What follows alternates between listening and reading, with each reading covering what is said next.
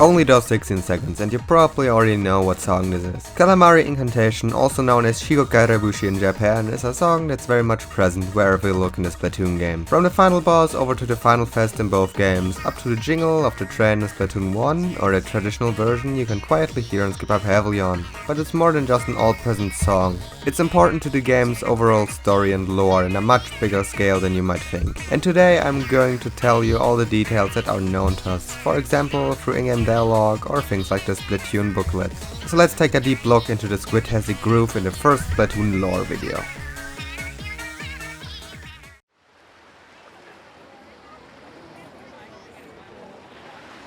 Alright, let me explain the background and history of the incantation we all know and love.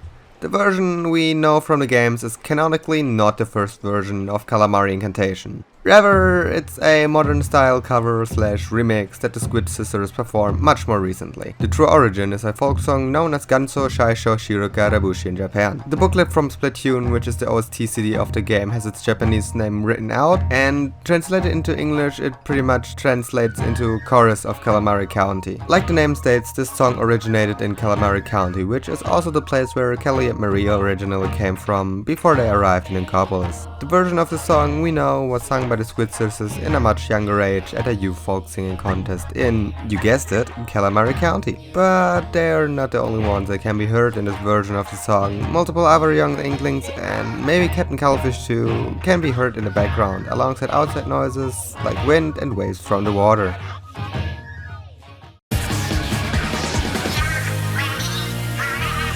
Skipping ahead a few years now, we got our first look at Splatoon. In the final boss fight of the story mode, a young Inkling, also known as Agent 3, is fighting against DJ Octavius and his Octobot. Once the player enters the final phase, Agents 1 and 2, which are actually Cal and Marie, hijack DJ Octavius' speakers and sing the Calamari Inkantation. It's a version we all know and love, and as we established earlier, it's a reimagining, or rather a modern electronic style cover of the folk song Kelly and Marie sung so many years ago in Calamari County. But here we can see something that's very interesting. Captain Cuttlefish is able to free himself upon hearing the song, which brings us to a very interesting fact about it. It's more than just a simple song, as it's being described as giving Inklings improved power and strength upon hearing it, alongside other effects that I'm going to talk about in a bit. Looking at Captain Cuttlefish right there, we can see that it really gives Inklings more strength, because he's able to free himself from the ropes. One more thing to add here is that in the Sunken Scroll number 23 it is stated that, quote, the customary chorus of Calamari County. Nowadays this song and dance may as well be caved into the very DNA of all Inklings. It began as a way to celebrate and show respect for the bounty of the sea. This means that the song was originally composed to celebrate the bounty of the sea. What this means is up to interpretation though. Also, as stated, every Inkling has this very song in their DNA, which might explain why they gain power from it.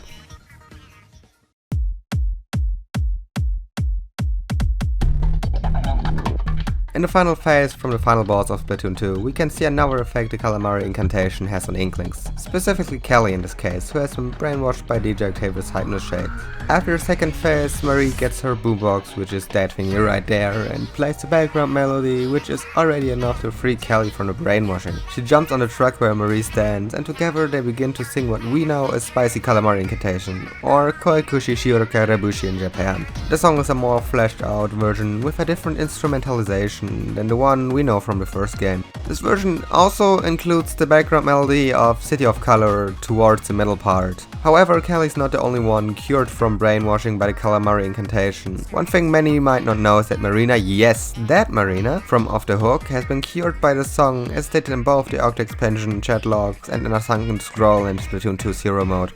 While not completely clear here. However, she's not the only Octoling that experienced this, as we will soon see.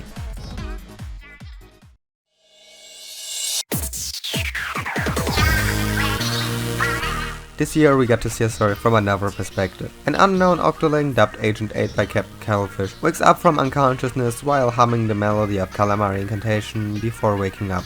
Upon waking up, Agent 8 is greeted by Captain Cuttlefish very close to their face, who would have attacked them if they didn't hum the Calamari Inkantation while being unconscious, which is reason enough for him to ally himself with Agent 8, as anyone who likes the song can't be bad in his eyes. Later it was explained that Agent 8 fought Agent 3 while hearing this very special song, probably after a fight with DJ Octavius. This changed him forever. Not only that, but as the player finishes more and more stations, Agent 8 remembers more and more of this song, until Agent 8 remembers that fight against Agent 3 with the song in the background. At the end, the song changed both Marina and Agent 8 along with many other Octolings for the better. Another thing I probably need to add, since I'm already in the topic of effects on Octolings, is that Octavius is dancing in both the final boss fights in Splatoon 1 and Splatoon 2, and according to dialogue it's not necessarily willingly. But it has no other effects on him like it has on other Octolings, which is unknown as to why.